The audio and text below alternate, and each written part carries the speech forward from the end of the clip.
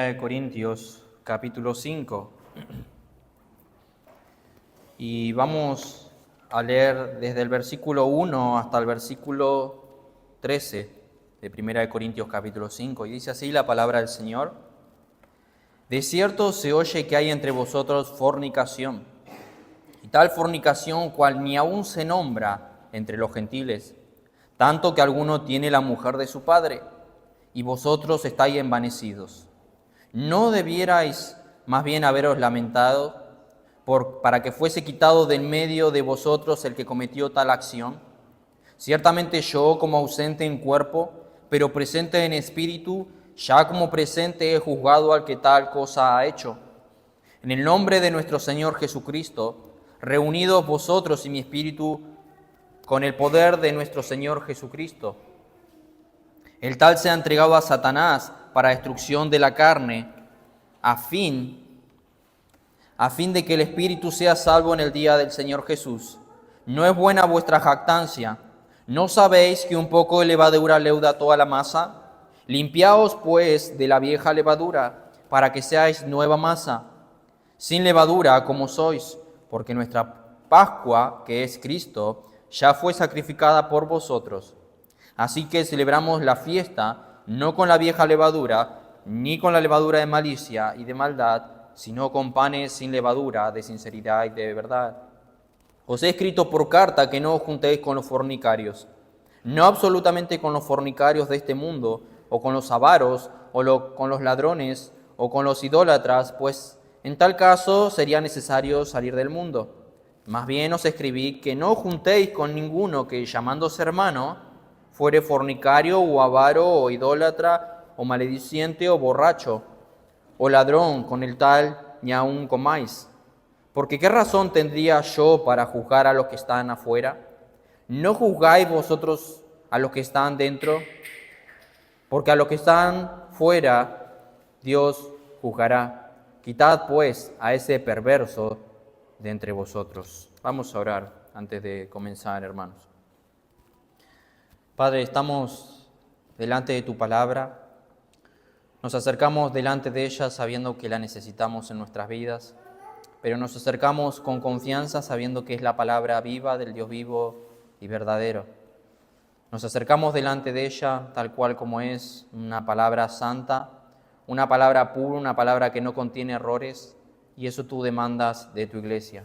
Y como estaremos viendo hoy, Señor, la seriedad del pecado en medio de la iglesia, que nosotros podamos ser instruidos y guiados.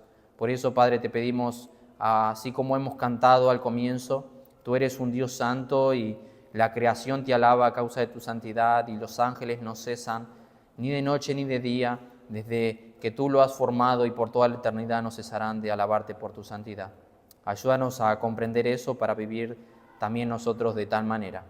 Pedimos, Padre, ahora que tú bendigas tu palabra en los corazones, que tú nos estés dando la claridad para poder entender este tema. Pedimos tu bendición en el nombre de Jesucristo. Amén. Como dije, ya hace casi 3 meses que no estamos viendo esta carta y no quisiera demandar mucho tiempo con respecto a la introducción o recordar lo que estuvimos viendo. Una de las cosas que vimos y que comenzamos esta carta es la división que había en la iglesia. La división que había en la iglesia a causa del pecado. Habían algunos que habían tomado partidos, algunos decían que eran de Pablo, otros de Apolos, otros de Cefa.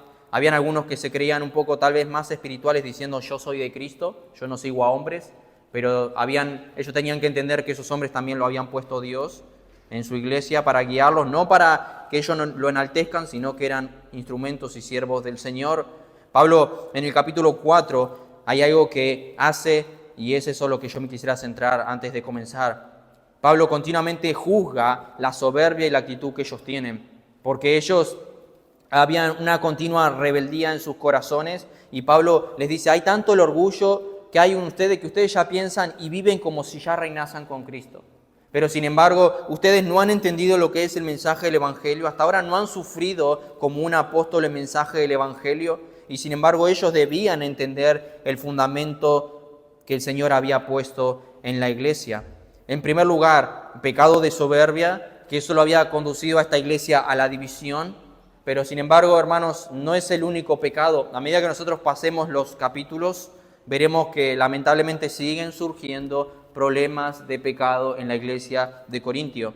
Y hoy empezaremos, podemos decir, un nuevo pecado que el apóstol Pablo va a tratar. Y cuando nosotros vemos la raíz por la cual vino el pecado, nos damos cuenta que sin duda está unido a otro pecado. Y así sucesivamente, porque nunca un pecado viene solo.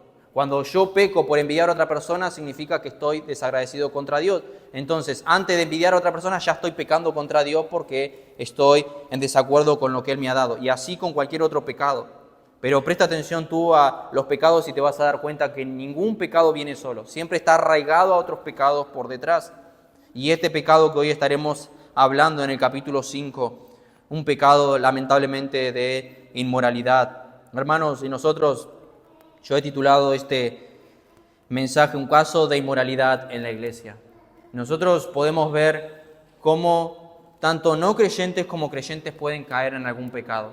Pueden luchar con la envidia, pueden luchar con la ira, pueden luchar con un montón de cosas que pueden venir a nuestra mente, con su carácter. Pero uno de los mayores pecados escandalosos es el de la inmoralidad. Y claramente lo vemos a lo largo de la Escritura. No se habla tanto de la desobediencia de Saúl.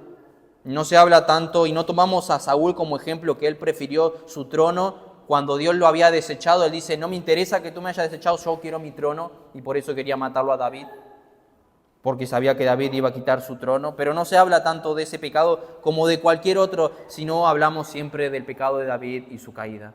¿Por qué? Porque la caída del pecado de inmoralidad de David cuando pecó contra Betsabé, hasta hoy en día sigue vigente, lamentablemente, ese pecado.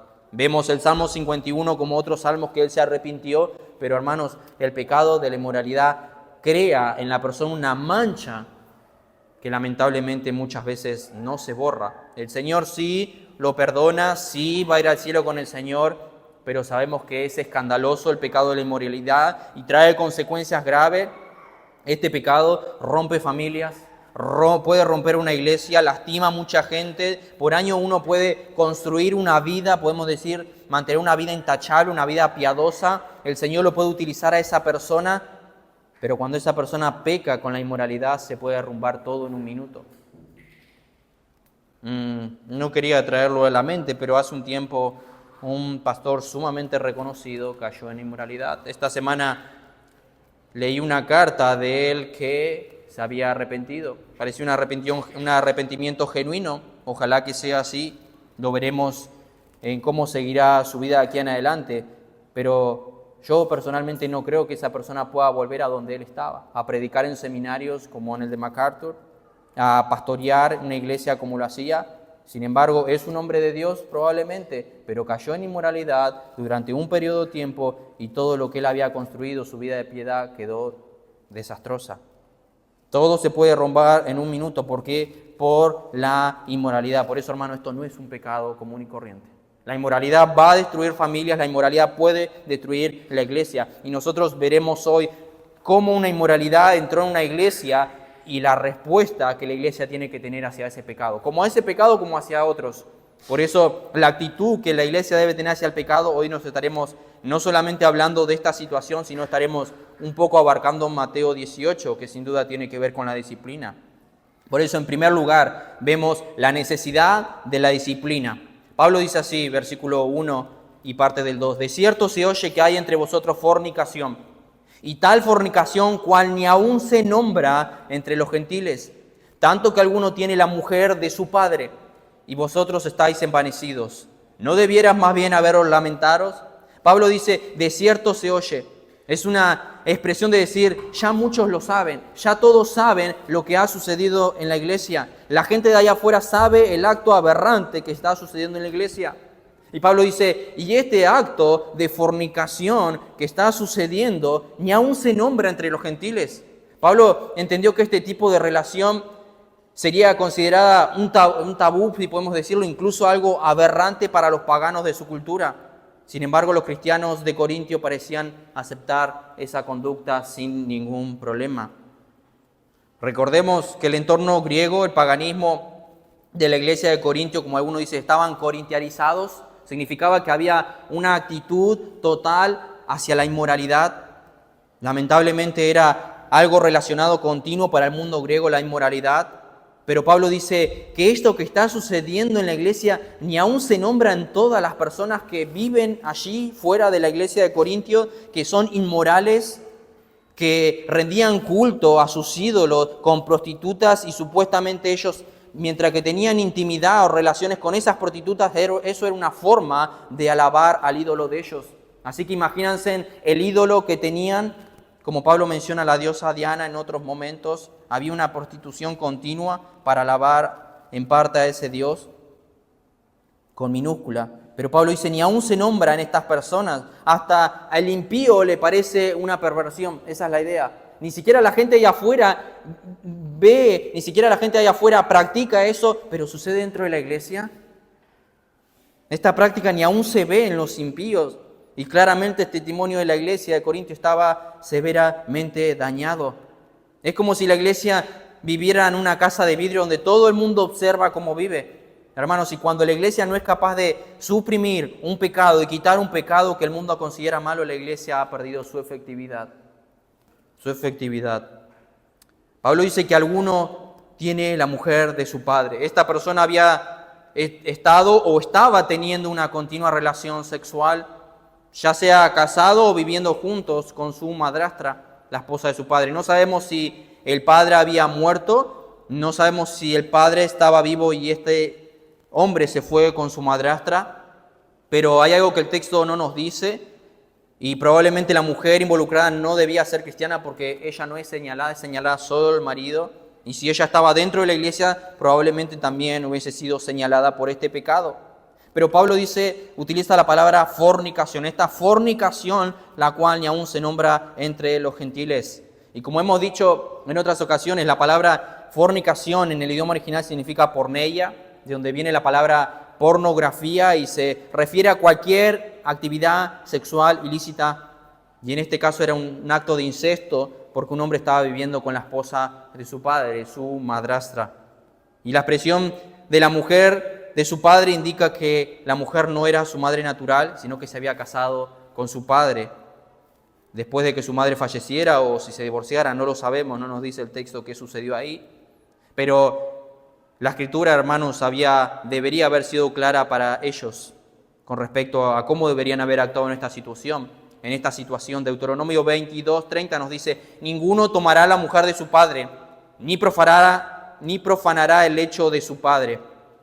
Y Deuteronomio 27:20 nos dice, maldito el que se acostare con la mujer de su pueblo, por cuanto descubrió el regazo de su padre. Y dirá todo el pueblo, amén. Esa es la respuesta que tenía que tener el pueblo, pero no era la respuesta que estaba teniendo la ciudad de Corintios, la iglesia de Corintios. Todo el pueblo debería estar de acuerdo con eso, diciendo, amén. Maldito el que se acostare con la mujer de su padre, pero no estaba sucediendo en esta situación. Y lamentablemente esto debería haber sido suficiente, que la cultura mundana lo consideraría pecado. Los de afuera lo consideraban pecado, algo aberrante, algo escandaloso, pero lamentablemente la iglesia de Corintio no. Parecía que ellos no estaban molestos por lo que estaba sucediendo, antes bien parecía que los corintios hacían la vista gorda, como nosotros decimos, lo dejaron pasar. No sabemos qué sentían en ese momento, pero si hay algo que no hicieron fue reprender ese pecado. Eso queda clarísimo. Por eso Pablo dice que lo primero que los cristianos necesitaban ver era la necesidad de la disciplina. Al parecer ellos habían minimizado tal vez la inmoralidad. Como dije, ellos estaban acostumbrados al paganismo y la inmoralidad que vivían antes de venir a Cristo. Vinieron a Cristo, pero permitieron que ese pecado sea introducido en la iglesia y los acompañara. Pero el primer paso de Pablo fue demostrarles que la inmoralidad es inmoralidad y es pecado y es serio y no debe tolerarse. El mundo puede vivir como quiera, pero dentro de la iglesia y dentro del cristianismo no, dice Pablo. ¿Cuál fue la reacción de ellos? Pablo dice, la cual ni aún se nombra entre vosotros los gentiles, tanto que alguno tiene la mujer de su padre y vosotros estáis envanecidos. ¿No debiera más bien haberlos lamentaros para que fuese quitado en medio de vosotros el que cometió tan acción? ¿Cuál fue la reacción de la iglesia? Vosotros estáis envanecidos. Pablo dice, ustedes deberían haberse lamentado en esta situación. Tan malo como era el pecado en sí, Pablo no estaba tan preocupado por los cristianos en Corintio. Estaba preocupado, por los cristianos, cómo habían tomado el pecado a la ligera y ellos no estaban preocupados. Había, hermanos, algo que no cuadraba. Pablo dice, yo estoy preocupado por esto que está sucediendo, pero ustedes no le dan importancia, no deberían haberlos lamentado en vez de tomar otra situación, en vez de haber tomado este pecado a la ligera. Y aunque estaba horrorizado Pablo con aquel pecado, Pablo estaba aún más horrorizado con la actitud de la iglesia de Corintio que habían tomado. Ellos habían aceptado, habían tolerado la situación, cuando Pablo dice deberían haberse lamentado. Y esa palabra que usa Pablo, lamentado, se usa para hablar de un duelo que se usa por los difuntos. Es una gran tristeza, debería doler esa situación. Por eso, hermanos, se espera que un creyente, cuando otro creyente cae en pecado, toda la iglesia se duela. Y todos lo llamemos al arrepentimiento. Y todos tratemos, como dice Gálatas 6:1, de amonestarlo, vosotros que sois espirituales, restaurarle. Hay una dolencia cuando alguien dentro del cuerpo de Cristo peca. Y Pablo dice, ustedes, en vez de lamentarse, lo tomaron a la ligera, estaban envanecidos. ¿Por qué no estaban lamentándose?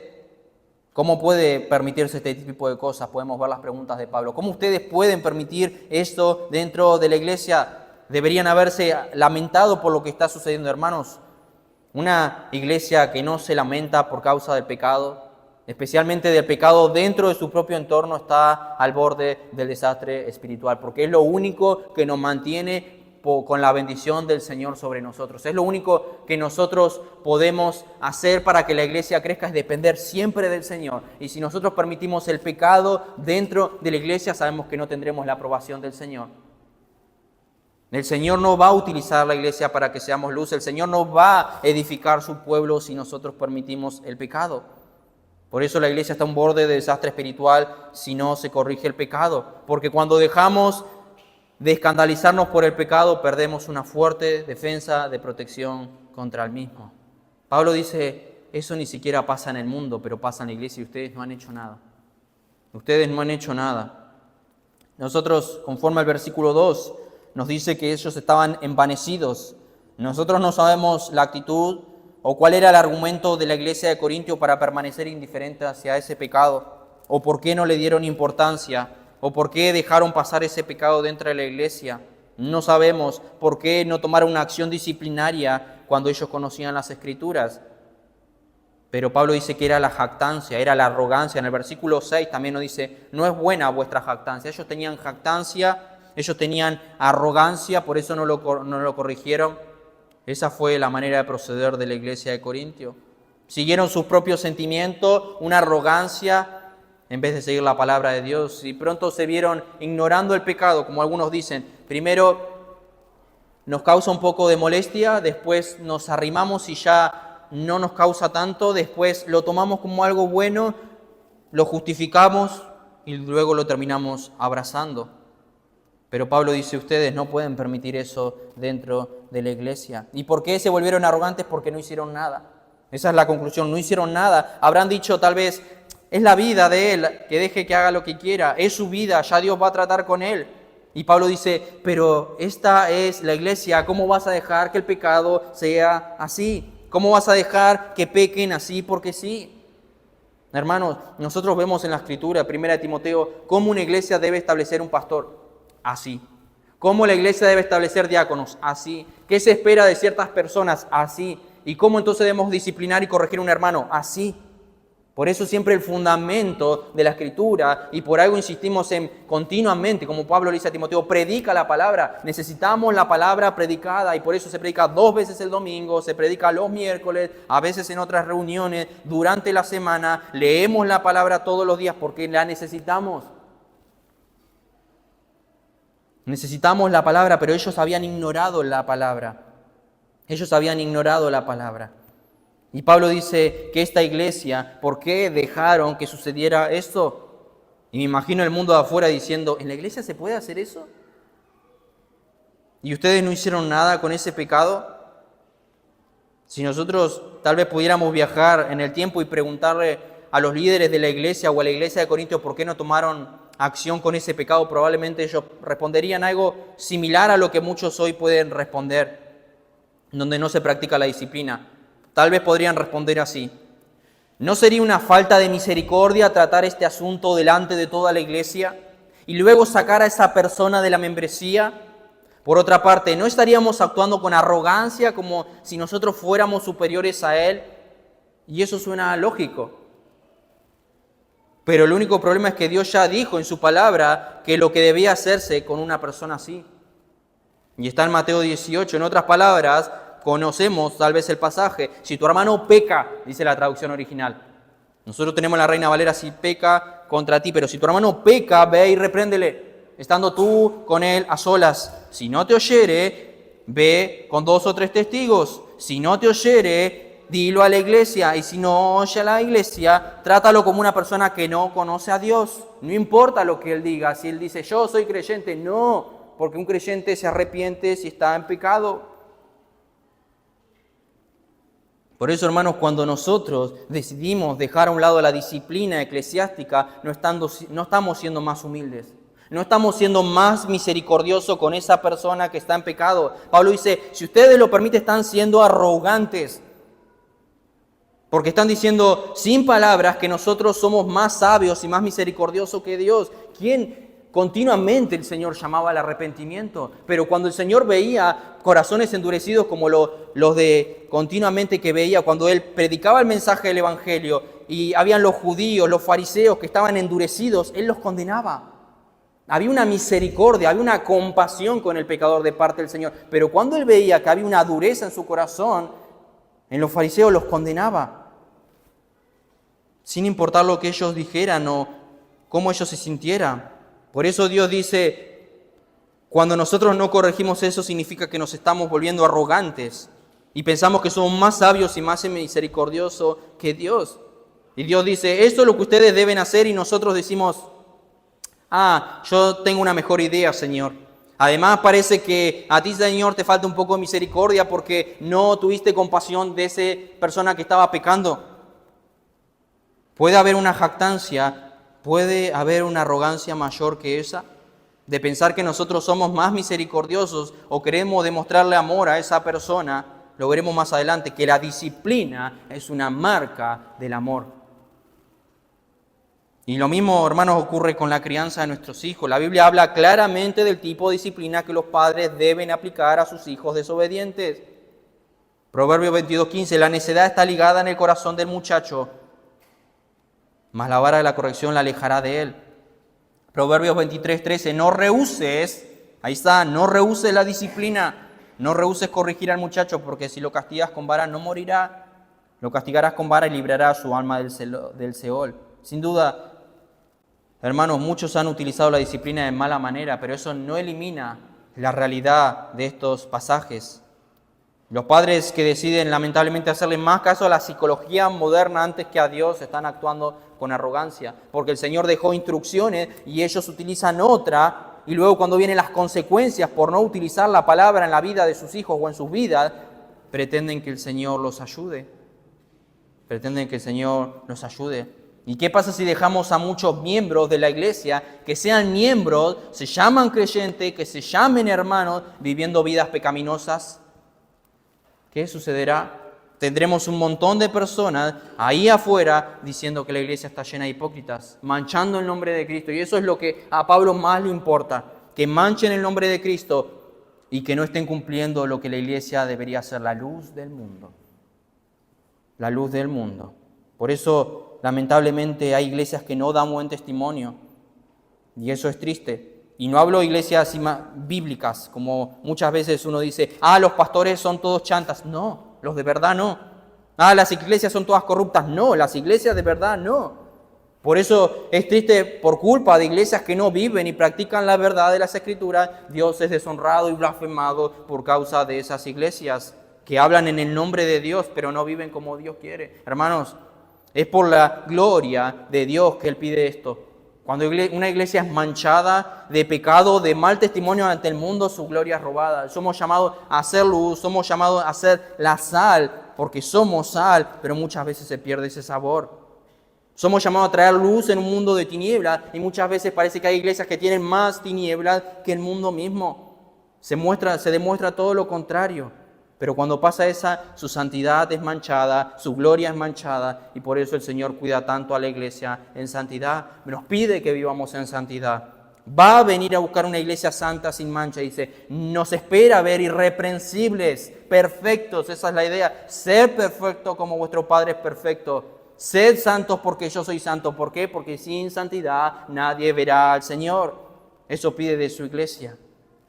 Y por eso el apóstol Pablo trata tanto este asunto del pecado dentro de la iglesia. ¿Qué debía hacer la iglesia de Corintio con este caso de inmoralidad de esta persona que rehusaba arrepentirse? Y ese es mi segundo punto, el método de la disciplina. Versículo 3 al 5. Dice así: ciertamente yo, como ausente en el cuerpo, pero presente en espíritu, ya como presente he juzgado al que tal cosa ha hecho. En el nombre de nuestro Señor Jesucristo, reuníos vosotros y mi espíritu con el poder de nuestro Señor Jesucristo, el tal sea entregado a Satanás para destrucción de la carne, a fin de que el espíritu sea salvo en el día del Señor Jesús. Pablo indica con claridad la acción que deberían ellos haber tomado. Y ya que no lo hicieron, Pablo dice: ustedes deben disciplinar a este hombre que se negaba a arrepentirse y abandonar su vida de inmoralidad. Pablo dice: él debió haber sido excomulgado, quitado del medio de vosotros. Y hermanos, la disciplina nos hace ver lo grave que es el pecado. Pablo más adelante, lo veremos la siguiente vez, dice: esto es como la levadura, esto va a empezar a pudrir la iglesia si no se saca. Y es muy serio lo que sucede, es muy serio. Pero hay algo claro en la iglesia de Corintio. La iglesia de Corinto debía sacar a esta persona de su membresía, y al hacerlo estaban actuando con el poder y la autoridad que Cristo ha conferido a la iglesia. Versículo 13 dice: quitad pues a ese perverso de entre ustedes. Miren, hermanos, es triste ver tal vez como muchas personas aún no han entendido lo que es una iglesia local. Y por eso es bueno lo que estamos estudiando los miércoles, el significado y la responsabilidad que tenemos como creyentes. Yo creo que muchos no han entendido lo que es una iglesia, menos lo que significa ser un miembro de la iglesia o estar comprometido con la iglesia. No es lo mismo venir a la iglesia que hacernos miembros de un club social, no es lo mismo. La iglesia es una comunidad que ha sido salvada, dice la Escritura, por el poder de Dios y unida a unas con otras por el vínculo del Espíritu Santo. Y esa comunidad de creyentes tiene la autoridad de recibir nuevos miembros que profesan creer en Cristo. Por eso votamos y decidimos si aceptamos a esa persona que quiere ser miembro de la iglesia. Pero también tiene la responsabilidad y autoridad de excluir de su membresía a todos aquellos que deciden entregarse una vida de pecado a pesar de haber sido llamados al arrepentimiento. Y esto es lo que nos enseña Mateo 18. Ve y repréndelo, como dije. Si no te oyere, lleva a 2 o 3 testigos. Si no, dilo a la iglesia. Si no oye a la iglesia, tenle por gentil y publicano. Cristo es el Señor de la iglesia y Él ha dado la autoridad especial a cada iglesia local como un todo para aplicar este tipo de disciplina. La disciplina, hermanos, es necesaria para que la iglesia retenga su santo carácter a los ojos del mundo, pero también para que el Espíritu Santo pueda obrar y no ser contristado. El Espíritu Santo, cuando nosotros pecamos, dice que es contristado, y por eso está nuestra vida como está. Si venimos, no hay gozo de cantar, no hay ganas de leer la Biblia, porque estamos en ese pecado, estamos pecando con algo y hay una tristeza que compunge nuestro corazón y nos llama al arrepentimiento el Espíritu Santo y no lo hacemos. No podemos pretender que una iglesia esté viva, fervorosa, cuando se permite el pecado dentro de ella. Y cuando nosotros vamos a una persona, con Mateo 18, que uno va con él, estando él y tú solo, como dice la Escritura, y si no lo oyere, ve con 2 o 3, y si no, dilo a la iglesia. ¿Qué se espera de un creyente cuando vas y le dices que eso que está haciendo es pecado? Si es verdadero creyente, hermanos, ¿cuál es la lógica? Arrepentimiento y abandono. ¿Qué se espera cuando uno va y le dice, o va más de uno, o va a la iglesia y no hay arrepentimiento? ¿Qué es lo que está diciendo esa persona? Lo que dice el Señor: tenle por gentil y publicano. ¿Por qué? Porque eso no es un creyente. Porque un creyente está practicando el pecado. Un creyente que está practicando el pecado mientras toda una iglesia con las Escrituras le dice que eso que está haciendo está mal. Fue uno y le dio un tiempo. Fueron 3 o 4, le dieron un tiempo. Va a la iglesia, le dieron un tiempo. Y la Biblia dice: si esa persona lo sigue practicando, es del diablo. Y yo esperaba que si eras un hermano te arrepintieras. Nuestra vida, queridos hermanos creyentes, es de arrepentimiento en arrepentimiento. Nosotros nos arrepentimos cuando creemos en Cristo y nos demos cuenta de la convicción de pecado. Cuando caemos en convicción de pecado, entendimos que hemos dado la espalda a Dios durante toda nuestra vida pasada, pero también nos arrepentimos todos los días. Y que una persona viva una conducta, como en este caso inmoralidad, y no se arrepienta, sin duda eso alarga un gran mal testimonio en su vida.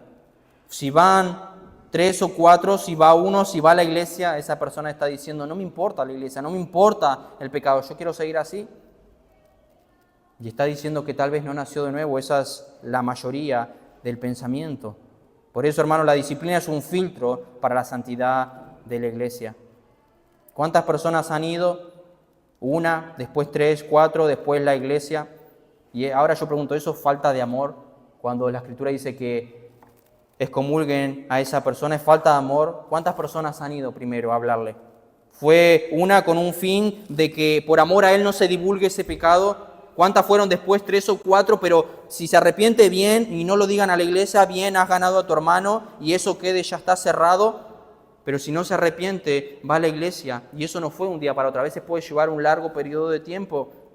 Ahora yo pregunto, ¿eso no es amor? Ir detrás de una persona y decirle que se arrepienta porque eso es pecado. Ir detrás de una persona y decirle que busque la santidad porque eso no es de un creyente y puede venir una disciplina peor si el Señor lo trata. Por eso, hermanos, la disciplina es una muestra de amor, no de odio.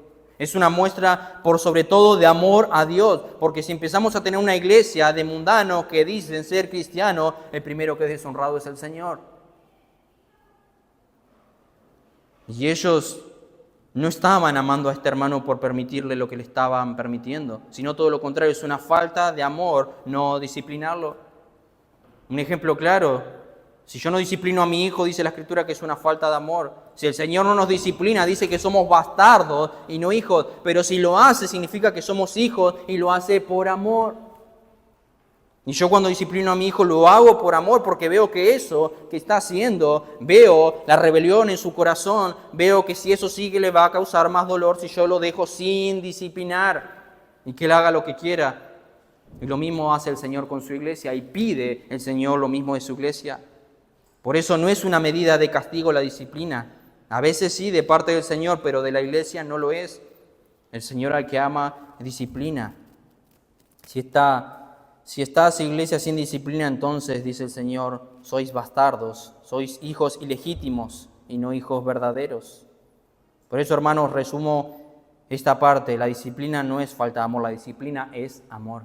La disciplina es amor y la obediencia de amor la vemos en el Señor para con nosotros. Dios sabe que si no nos disciplina, muchas serán las consecuencias. Y Dios, al disciplinarme y me demuestra su amor tratando de evitarme las consecuencias, por eso ha diseñado un proceso para que no lleguen las consecuencias graves a mi vida.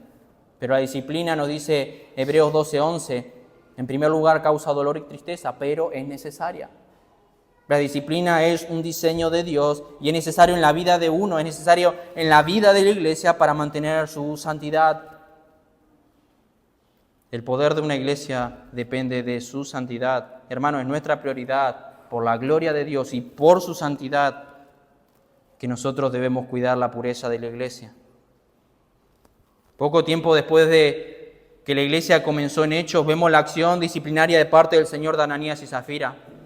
Aplicó disciplina con ellos, sabemos la historia, los mató porque mintieron al Espíritu Santo. El Señor indirectamente dice, no puedo permitir esto dentro de mi pueblo. Que mientan, no puedo permitir que haya pecado dentro de mi pueblo. En 1 Corintios 11, pasaje conocido cuando tomamos la cena del Señor, personas que participaban en la cena del Señor indignamente, algunos enfermaron y otros murieron. Hermanos, esto es serio. El Señor muchas veces puede pagar hasta con la muerte. Hay personas que sufren de una enfermedad y uno puede decir, es el Señor que le está llamando la atención. Lo vemos en las Escrituras. Por eso vemos la necesidad en la mente de Dios de mantener este proceso vivo a lo largo de la historia de su iglesia.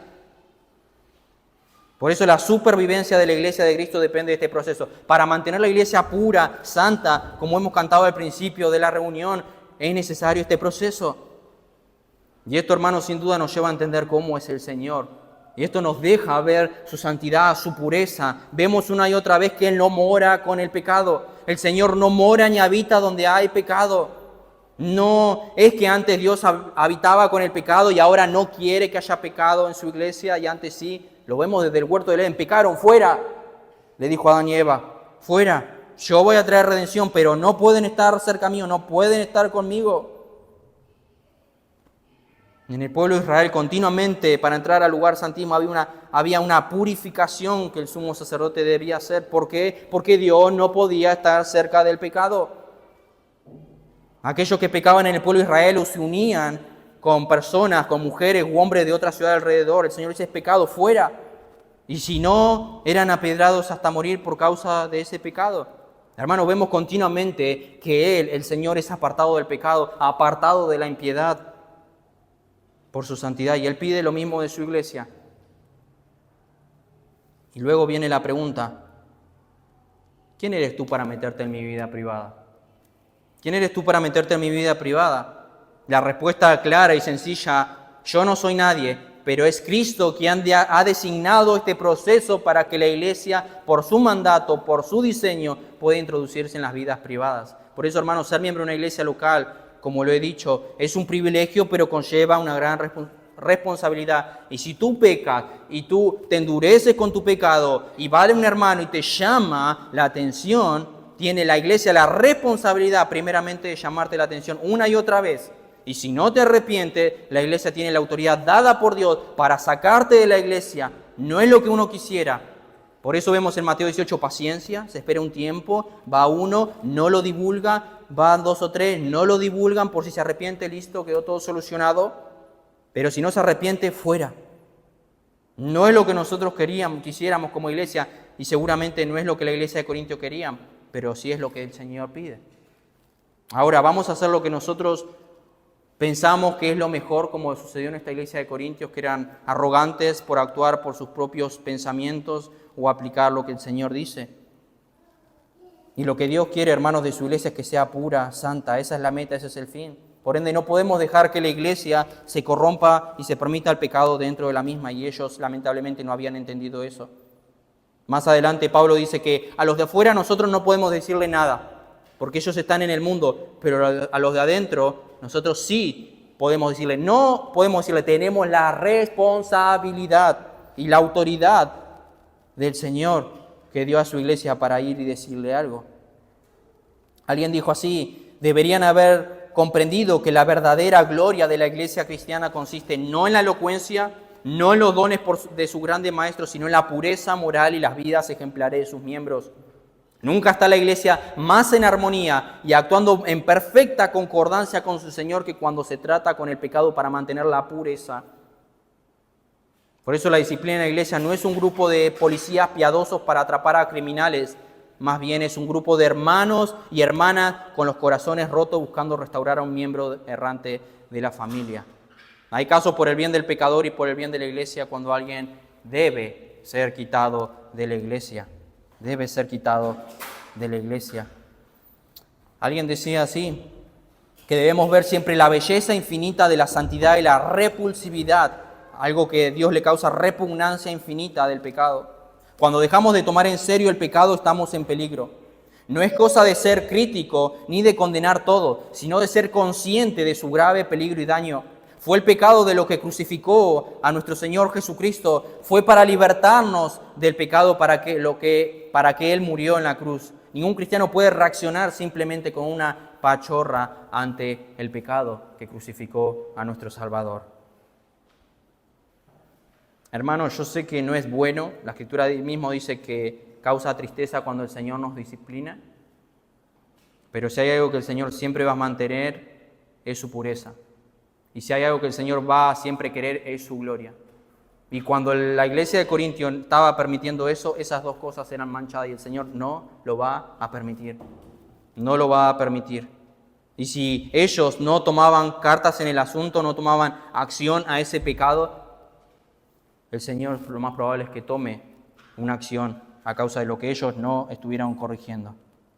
El versículo 4 nos dice, en el nombre de nuestro Señor Jesucristo, reuníos vosotros y mi espíritu con el poder de nuestro Señor Jesucristo. El versículo 4 nos dice que la congregación local era responsable de la disciplina. Ustedes cuando se reúnan, tomen acción. Ustedes cuando se reúnan y tomen esta decisión, el poder de nuestro Señor Jesucristo va a estar con ustedes. ¿Por qué? Porque es un mandato de parte del Señor que ustedes hagan esto y tienen la autoridad dada del cielo para tomar esta disciplina.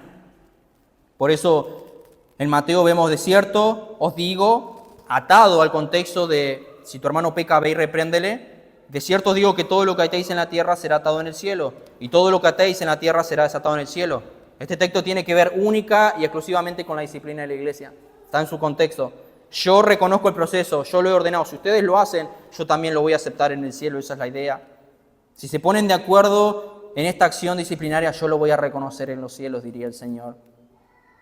Por eso, hermanos, aquellas cosas que atenten contra la salud, la moral, la unidad y la santidad de la iglesia son cosas por las cuales la palabra nos instruye a disciplinar.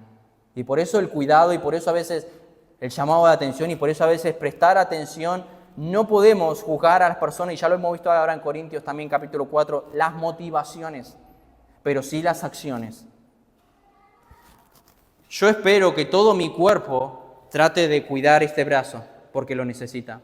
Yo espero que mi ojo vea por dónde camina y cuide mi cuerpo, porque si mi cuerpo se lastima, yo no voy a poder ir a otro lado. Hay una continua armonía en el cuerpo.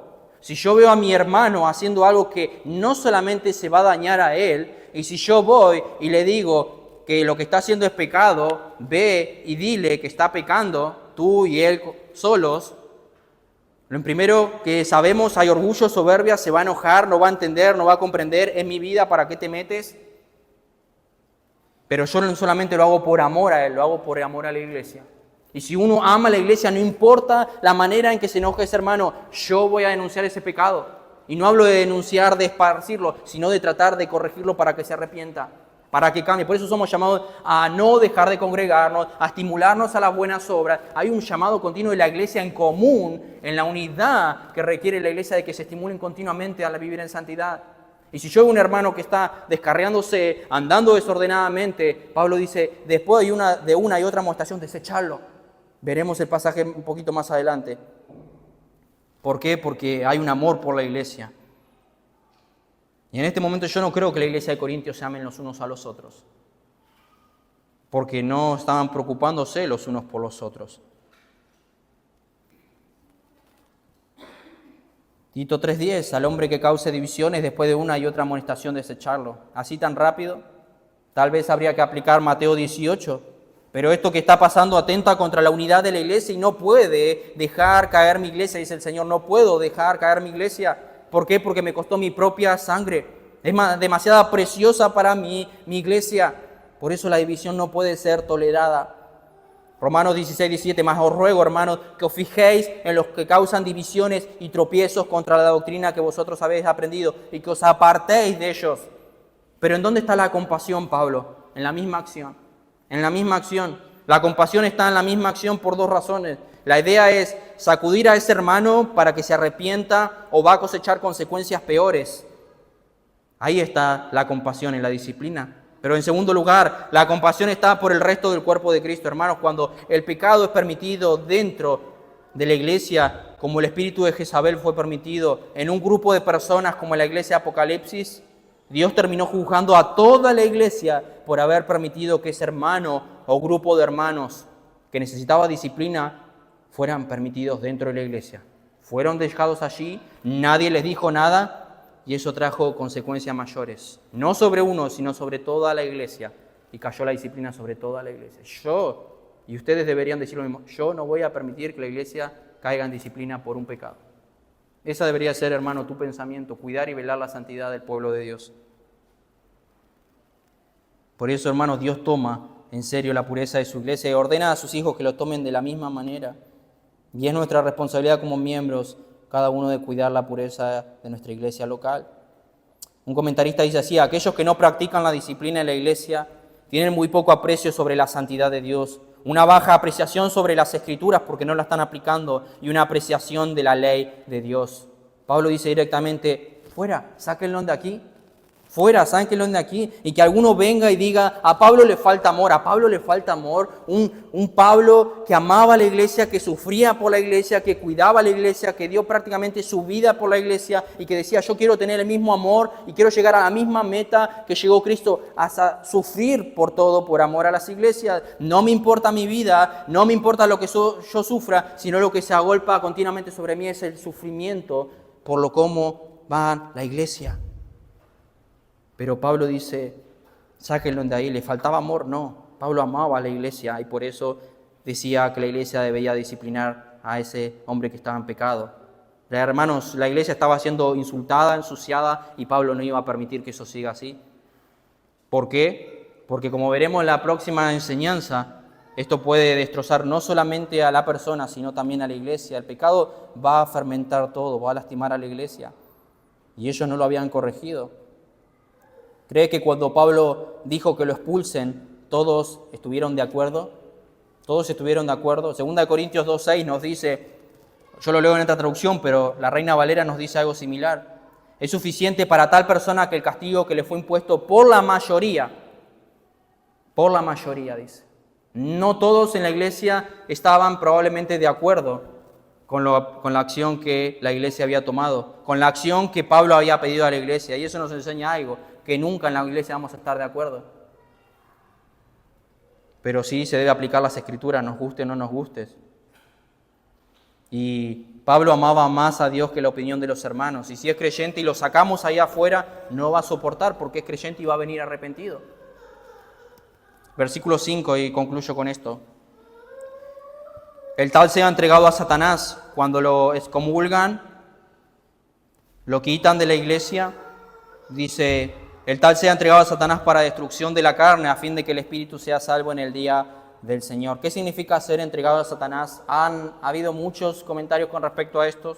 Hay mucha división con respecto a esto. Algunos dicen que al sacarlo, esa persona, su cuerpo se iba deteriorando hasta morir, pero si su cuerpo se moría, también él podía ser salvo, porque era creyente y iba a recibir la corrección de parte del Señor, o el Señor también podía dejarlo a Satanás que lo destruya, pero el fin era para que su espíritu, como dice ahí, sea salvo en el día del Señor.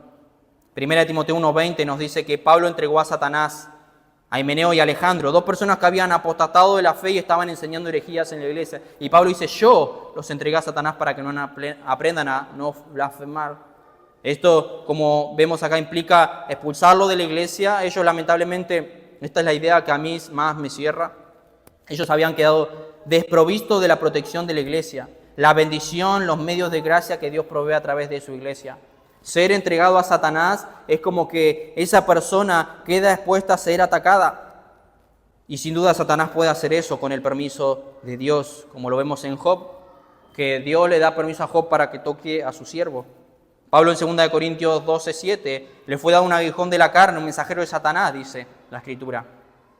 No era con un fin malo, sino para que no se enaltezca. Podemos decir una disciplina porque el Señor estaba cuidando de Pablo que no se enaltezca.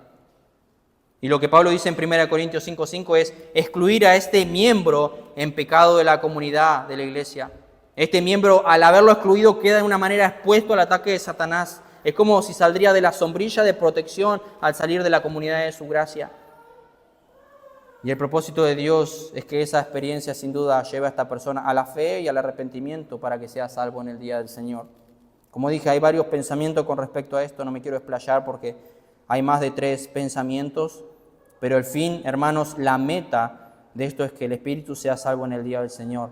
La meta de la disciplina es clara, la salvación, no la destrucción. Si nosotros excomulgamos a alguien de la iglesia porque no se arrepiente de sus pecados y dice ser creyente y continúa en su pecado endurecido, el fin es que esa persona se arrepienta, no la destrucción.